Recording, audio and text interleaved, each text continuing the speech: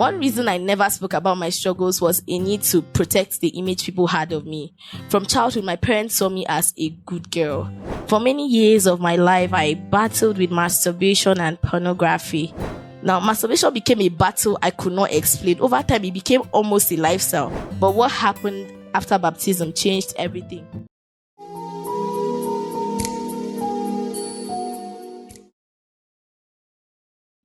So a few days before the last Prepare to Meet Your God tarry, that was last year, God had given me a personal message where he said that he was going to rewrite my life. I didn't know what that meant, but I held on. While we prayed during the Prepare to Meet Your God, that's the December Prepare to Meet Your God, I had a vision. In the vision, a man stood beside me holding a basket. Inside the basket were different cards, identity cards, library cards, and forms of identification. As I looked closely, I realized they were University of Udoh students' identity cards. And in the midst of all of them, I saw my own card. I also noticed that other people's faces were connected to the cards. Then the vision ended and I asked the Holy Spirit for understanding, and I heard restoration of identity. At that moment, I understood that God was speaking about identity restoration, not just for me alone, but for people. Still, I felt strongly that this work was deeply personal. At the time, I did not know how much God was about to restore. A little backstory. For many years of my life, I battled with masturbation and pornography. Now, while writing this testimony, the Holy Spirit reminded me of where it began. Now, for masturbation, I did not know where that spirit came from. Like, for the longest time of my life, I knew that was a struggle. Though when I came to Uyo, a lot of it changed. But I knew that was a battle in my life. But when I was writing this testimony, God reminded me of while I was still young, I think 7 or 6, as young as that, how my cousins, 12 years ago or so, when I was much younger, my cousins, both males and females, they would sometimes take me into a room, that's my aunt's room, and touch me in ways like I did not understand at that time. For a long time, I never connected that experience to my later struggle. So at this time, I had forgotten a lot about it. And at some point, masturbation was like a lifestyle. It was the norms. Now, masturbation became a battle I could not explain. Over time, it became almost a lifestyle. I developed new ways a lot of times without even touching myself. I went that deep. For the longest time, I kept asking myself where this struggle came from. It was only while writing this testimony that the Holy Spirit brought those childhood memories back and showed me the root. How pornography entered. Pornography entered my life in a very subtle way. One day, I heard my mom confronting my brother over what he was watching on her phone. While she spoke to him sternly, I noticed the website name in the search bar at the top of the phone screen. The name stared in my head. So you know that when you search for something on the phone, like whatever you search for will show on the search bar. So as a very smart child, as she was confronting my brother, I stood there and I cited the name and it stuck to my head. So I battled with not having to type the same thing, but curiosity. I fought the urge to check it, but eventually I did. And what I saw what you will have to see. At the time, we were using button phones without memory cards, mostly browsing with no videos. But one day, I found a hidden file containing porn videos. That was when I realized downloading was possible. From there, I began watching too. Over time, my mind became exposed to many things I could never have carried. At some point, I gave up on the idea that I could ever truly walk away from this struggle. So it became like something. There was this candle of hope, like somewhere in the dark tunnel, I could see a little glimmering light that one day there was freedom. I mean, I had experienced the glory of God in so many aspects of my life, but this aspect of my life, I just knew that somewhere hope was coming to me. Now, the marks of the good girl. One reason I never spoke about my struggles was a need to protect the image people had of me. From childhood, my parents saw me as a good girl. Whenever something went wrong, my brother was often the one caught. When it came to me, I was almost never caught. Even I wondered why. So the thing is, if a meat was missing from the pot, the first person's name they'll mention is my brother. If something went wrong in the house, the first person they call is my brother. Like, I could not be the suspect in no way, even if it was me and even if it was not me, it was always my brother. So there was this image my people carried about me that I had to protect. So even when I was becoming not the girl they knew, I still had to keep that image. Now, I realized that all of this happened so that I would learn to confess. So I think one of the reasons I was not caught was so that the days will come when I can stand before people and confess without them having to catch me before I confess. Now, because of this image, I never spoke about sexual assault, the struggle with pornography or masturbation. I felt I had to maintain the picture people had of me, so I stayed silent, learning to speak. When I came to school, before I fully joined God's Lighthouse, I met a brother who changed something for me. He prayed for me and openly shared his own struggles with pornography and masturbation and how he overcame it. He spoke with confidence and honesty. So one of the reasons I did not speak about this was because I never met somebody who had similar struggles. And even the people I knew had these struggles, they never spoke about it, or whenever they spoke about it, they never said how God changed them. But this brother I met, who is in this place, and there was something about him. He openly spoke about it, and he spoke in a way that he was telling me how he was saved. So this made me open up. And I think on the face of this earth, he was the first person I actually told that was a struggle. Before that moment, I had never met anyone who spoke openly about such things. His openness gave me the courage to speak. For the first time in my life, I told someone that I was battling with masturbation and pornography. That conversation taught me the power of speaking up. I learned that isolation sustains bondage and confessions breaks it. He taught me to fight the battle in my thoughts, guarding my heart, because out of it flows the issues of life. The battle in my mind. Even after believing freedom was possible, the battle did not end immediately. Pornography stopped, but masturbation remained. Fantasy had also been a big struggle. It was part of my daily routine. Sometimes my day felt incomplete if I didn't enter the dream world. I would lie down not to sleep, but to create a perfect world for the fantasies to strive. So there are days I'll just stop. I remember then when I was in Calabar, there are days I'll just stop my activities and go and lie down on the bed. I'm not sleeping. I'll be there for hours and I'm fantasizing in this world that doesn't exist. Some days I stood, some days I fell. At some point, I cried to God asking if there was even hope. Now, December 15th, that's 2024, a turning point. On December 15th, 2025, I received an emergency message that there will be a Psalm 139 session in church. I didn't know what it meant, so I called the same brother, that's the same brother that spoke to me, to make inquiries that same day. I felt strongly that I should be baptized. Earlier in the year, I had attended a baptismal class but didn't feel ready. So there was this baptismal class I attended, but I did not feel ready to get baptized. I felt like I needed to desire a certain level of righteousness to get baptized. Now this time I knew I was, and I borrowed clothes and went for baptism. It was simple, no drama, just immersion and rising again. But what happened after baptism changed everything.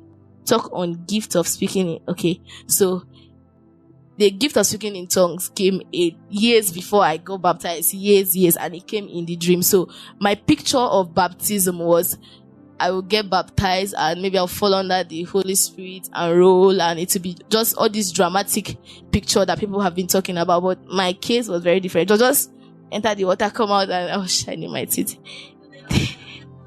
The peace was unmatchable. That evening, during the prayer session, the Psalm 139 team members asked if I had any struggles. I mentioned something minor and avoided the real issues. But during the prayer, one of the brothers mentioned spiritual lesbianism. Okay, he did not say spiritual lesbianism. He said lesbianism. Now, this is it. When they asked me, what is your struggles? Now, I mentioned every other thing. Now, as at this point, masturbation came to mind, but I brushed it off because, like, I had fought a good fight so far. And it was not something that should come up like God was delivering me. It was a good job. But this guy said lesbianism. And when he said lesbianism, in my mind, I'm like, me that I'm not even attracted to any female in no way. Okay, I have had people attempting lesbianism on me, and I will have to walk away from them or run away from them. But Me to females, there was no way. And before, while those thoughts were going on in my mind, the guy had to confirm what he was saying. It was like spiritual lesbianism. That was when the Holy Spirit reminded me that there were times I had dreams and saw myself being assaulted by women in the dream. And I concurred. Now, for the record, I had no physical or emotional attractions to female. But immediately, the Holy Spirit reminded me of recurring dreams I had where different women assaulted me. I admitted with the brother explained that it was not physical but spiritual, and that the open doors was masturbation. Then everything made perfect sense. They prayed for me, laid hands on me, and broke the spirit of lies as well. At that time, I had already begun taking a fast from lying, asking God to discipline me whenever I lied. Okay, so before I came, so 2 weeks before that, I had told God that if I tell a lie by mistake, I should suffer headache. So what happened was that there was a time I lied, I forgot that I lied. And I remember how I was having headache. And I would be like, oh God, I'm having headache. Then the Holy Spirit reminded me of how I lied. I was like, that one is that one is even a lie. Then I knew that God was taking me very, very personal. So coming here and the brother and the pit team members, they are insisting on lies. It was a serious issue. Now, deliverance. Before I left, the brother told me I would begin to see angry faces in my dream, a sign that deliverance had begun. For 3 nights, I saw angry girls staring at me in dreams. Some from my secondary school days. Then the dream stopped. From that day till now, I've been tempted sometimes too, but God has been very merciful. From that day till now, God has worked deeply on my thoughts. The desires has disappeared. God has been faithful. Now, for consistency, before I go back into reading, I have been a person that have struggled with consistency. Like, I knew that it was just last year I discovered that consistency was a battle for me.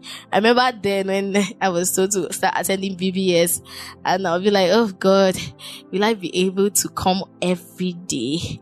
And I remember this brother's story that would tell me how he used to come to church every day of the week. And I'll be like, God, I beg, will I be able to come? Then I remember praying a prayer and telling God to help me. He should send someone to me that will help me be consistent. Then that day, this brother called me. I was like, I would like you to be attending BBS in school so that I would see your consistency. I just knew that was God. So that really helped me. And now I can come consistently and sometimes not even feel that time is being wasted or something. Like, there's no wastage of time in the presence of God. Now, I want to thank God for delivering me from haughty spirit. I think last week during the hostel prayer, the sister that was leading in prayer meeting, she said that we should talk about how we handle when people offend us. And I said that when a person offends me, sometimes I don't think of it. I just brush it off. But there is always a one day that I always overpour everything. So for the first time, she said a word. She was like, okay, so you're the one that keeps it in and then pours it out one day. So for the first time, I realized that I keep things in and then pour them out one day. And that one day is not a funny day. So I thank God for how he has delivered me from that state that I'm offended and I can walk up to somebody and tell the person, I think you offended me in this way. Like, I don't have to keep it in and bottle it. And then one day I just have to pour it out. Now, for what God did for me in January, let me read on God's discipline and provision. God also began teaching me discipline after lying about not sharing my AirPods. There was this thing God was teaching me about not saying that thing I don't share. And this was my season of not telling lies. So on the norms, I do share my AirPods. I remember giving my AirPods to certain people and all of that. So this is my one student, my roommate, coming to me and she's like, Divine, do you share your AirPods? And my AirPod was low, and I did not know it was low when she said that. So I told her, no, I don't share I was on my phone and I was very casual about it. So I told her, no, I don't share my AirPod. She was like, oh, sorry. Now the Holy Spirit reminded me that he has been teaching me, don't be saying that I don't share something. And now the truth is that I'm not just saying I don't share, I'm saying I'm telling a lie because I share my AirPod. Now, God told me I should tell her that I share. I looked at the AirPod, it was low. I was like, what's the need? Even if I tell her, will she still use the AirPod? And I left it. I continued pressing my phone. A call came in. I went out to pick the call. I had charged the AirPod. And when I came back into the room, the AirPod was burnt. Like, the whole, it just went like my charger overheated and the AirPod got, as I just saw the AirPod, I was like, about God, it doesn't take me personal this day. So now, so God also supplied the AirPod back for me. He provided AirPod and then he also provided earpiece for me from people. I did not buy any. Now, for the holiday, how God has been merciful.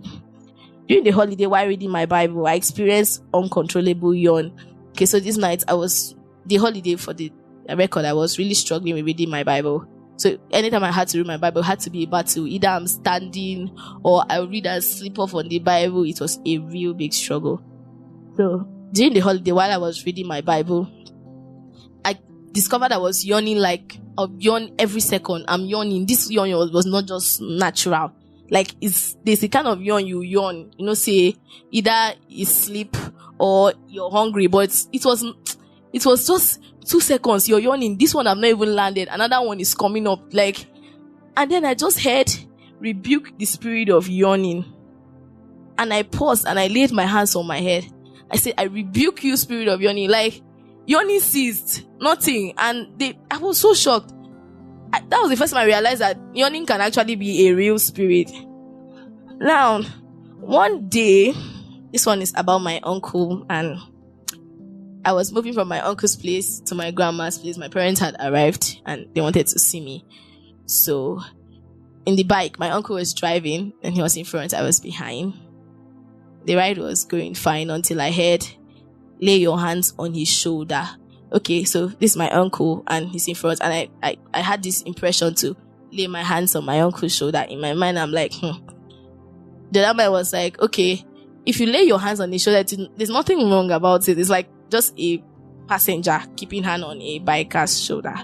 So I kept my hand very lightly on his shoulder, and I heard his shoulder will not slack. Now, in my mind, as I heard it, I'm processing the message. I'm like, his shoulder will not slack. Is that he will not lose a child or something? As I'm processing the message, I close my eyes to say, Amen. An accident. I'm opening my eyes to the shout of people.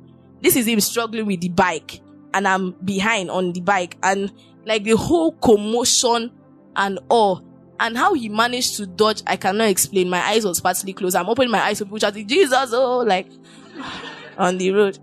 So the Holy Spirit reminded me of how that prayer saved the moment. So that's a lesson to obey. Now, conclusion, God is still rewriting me. I mean, it's a difficult process. Sometimes I feel like I'm being torn apart, but I thank God He's restoring my identity. He has restored dreams, restored vision, and has given me clarity in hearing Him even more.